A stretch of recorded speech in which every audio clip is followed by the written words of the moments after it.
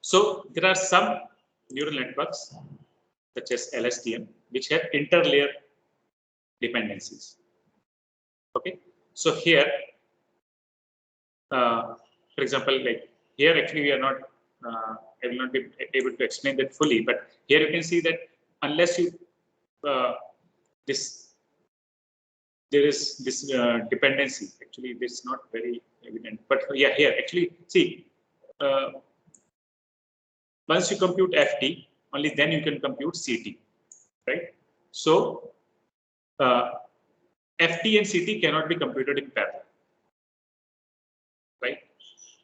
And here, as you can see, we have XT and H, T and T minus 1. So that means in each time step, we need the output from the previous time step. So here, this is HT of this time step.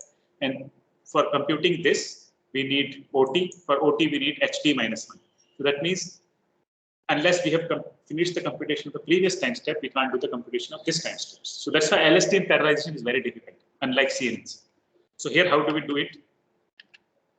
Here, we have interlayer pipeline.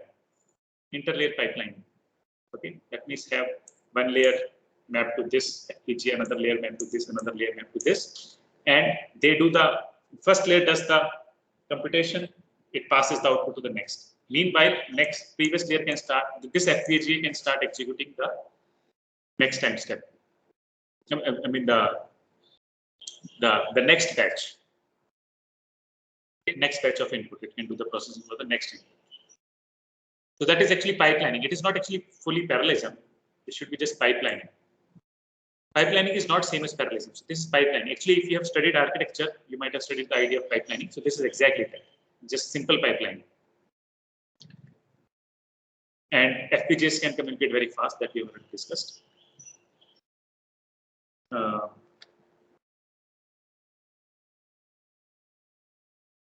Okay. Now, actually, there was some more topic which I am going to skip. Now, there is intra-layer parallelism. So here it is actual parallelism. Pipelining is not parallelism. Sometimes it is called as pipeline parallelism. But so here it is actual parallelism, right? Which can happen for CNNs. So here, as you can see, this is here even for the every layer within the layer itself, we can do computations in parallel. Whereas for LSTM, we could not do that. Okay, there it has to be only pipelining. Here it is parallelism. That means all these FPGAs, they can we did some half of the 1/8 of the computation here, another 1/8 computation here, another 1/8 computation here, and they can work in parallel because there is no dependency between them. So here we don't need pipeline. Okay, we already discussed this. If on-chip memory, one FPGA is exhausted, we can scale to more FPGAs. And now, if you compare with other NPUs, neural processing units, there this kind of fast connectivity is not there, right? All you have is just one NPU, or the communication latency is very high. So there you have to split the model to off-chip memory. Whereas here, you don't have to go to DRAM, just spill it to the next FPGA. So you are using the memory of next FPGA. You are still using only on-chip memory,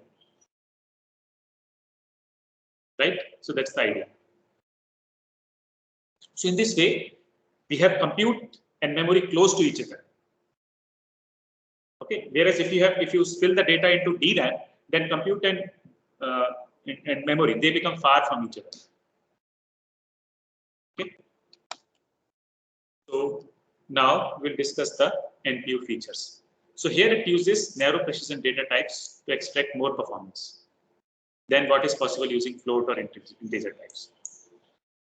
Okay, so here this is FP16, which we have already discussed. And here these are the Microsoft's proprietary narrow precision formats, either MS FP8 or MS FP11. Okay, so here the main point is that they have not reduced the exponent bits further than what is there in the FP16. Okay, FP bit, the exponent bits are still maintained at 5, but Mantissa bits are reduced. And why it is called wrapped in FP16 interfaces, it just means that to the outside world, we will always use FP16. But internally, that means on the hardware, we will just use either FP8 or FP11. That means we'll truncate some of the multi-circuits or round off. So this allows us to get higher performance without losing much on the accuracy. Right. So if you remember our approximate computing homework, we had shown you that if we drop some of the multi-circuits, there is not much impact on the accuracy.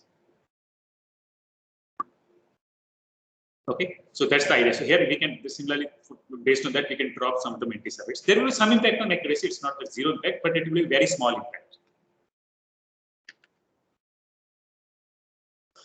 Okay, so now the architecture of the Brainwave. Here we have a single-threaded C programming model. That means you can program it in C. We have special instructions.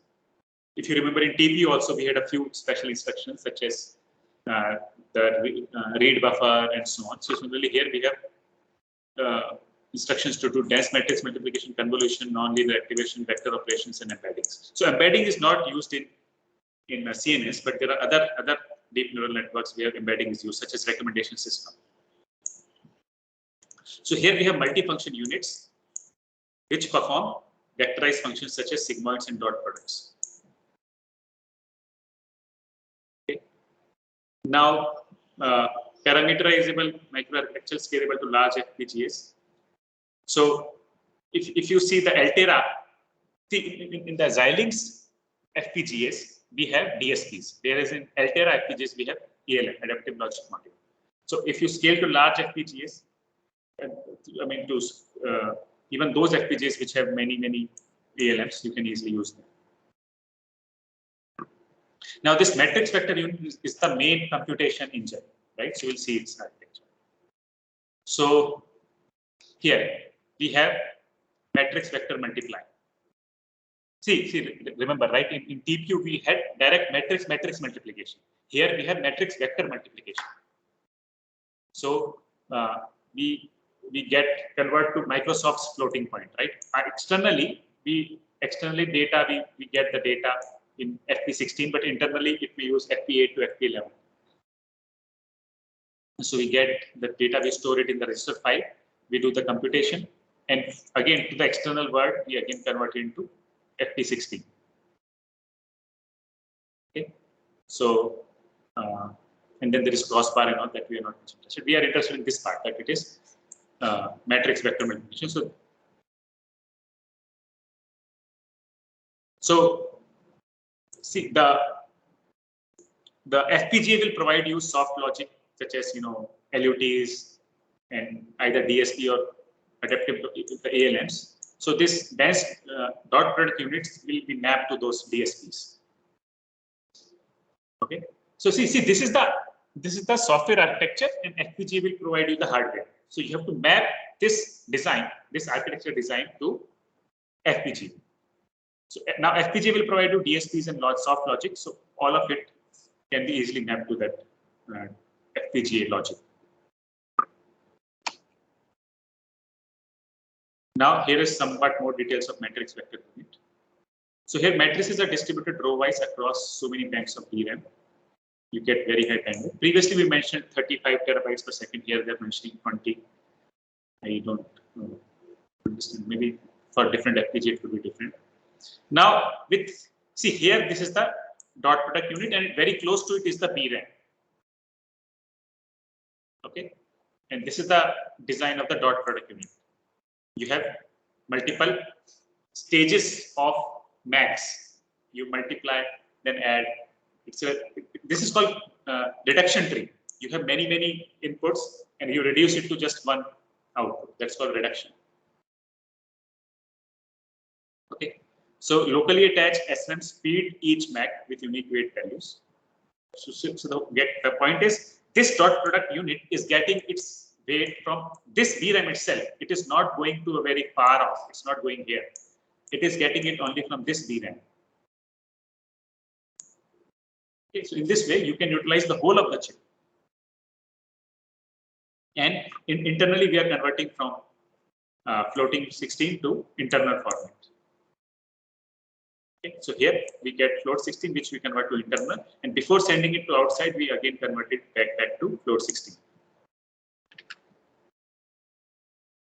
Okay, then this was just one view. This was just one column that we have shown. So this brown is the VRAM, the blue is the compute, and this whole thing scales up to the entire FPGA. Throughout the FPGA, the same structure repeats. It's like very repeatable, very repeated structure. Okay. And in between, you have multifunction units to do like activation functions and so on, and there are other tensor manager and so on. Now let us see the evaluation. So here we have Stratix 5 FPGA, which is in 20 nanometer area, Stratix 280.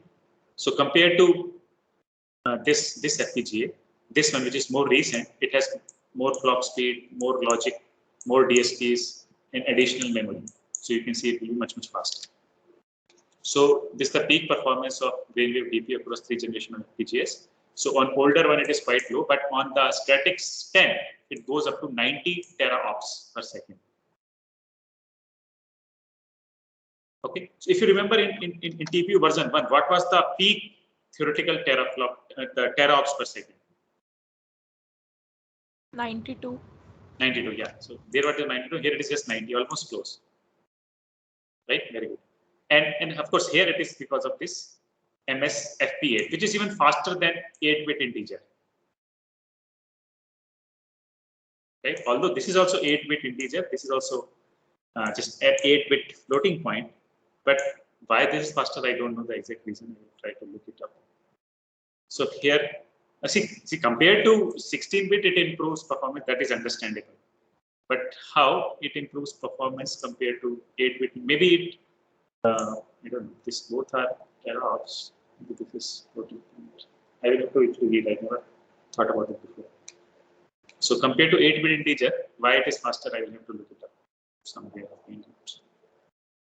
And all this is at the base size of 1, whereas at TPU, it was much higher base size. When you have to have higher base size to fully utilize the TPU chip. But here, you are able to utilize almost 90% of the chip or so on, just by using a base size of 1.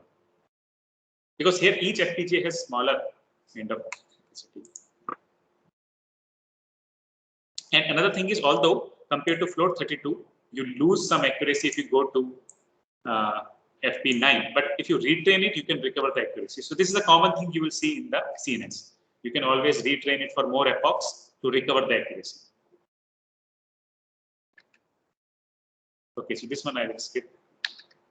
Yeah, this one let us see. So here, this is the results on Bing. So here they have compared FPGA with CPU, which is not so very fair. Maybe they should have also compared with, GPU or TPU. Maybe TPU was not there at the time they did, but at least some more accelerator. So definitely, any accelerator you design will be faster than CPU. So this is the Brainwave accelerator. So, but let us see. So here they have this model on CPU, this model on FPGA. Now this model is 10 times larger, but still on FPGA it's giving 10 times lower latency. So in effect, you can say it's like 100 times speed up. This is for TP is the Turing prototype. And for Bing deep scan, again, the model is 10 times larger, but the latency is 3 times lower. And this is all at base size of 1. Now, to meet end-to-end latency requirements, CPU-only versions are scaled down in both parameters and operations by an order of magnitude. So, Brainwave model size is 10 times that of CPU-only model, but still it is 10 times lower latency. So overall, you can say that space-time speedup is 100x. Similarly, CPU-only deep scan, the second part, this part that we have shown, deep scan, this omits RNN computation entirely while still incurring 3 times the tail latency of Brainwave. So even though here you have removed all the RNNs, so that should have made your performance better. But still, it has 3 times higher latency. So this is the conclusion that whole idea of Microsoft Brainwave architecture is to have hyperscale infrastructure with FPGAs and achieve excellent performance at low base size using persistency and narrow precision. So these are the two ideas. One is store everything on chip, and another is use narrow precision. And because it is FPGA, you can easily change to future AI algorithms.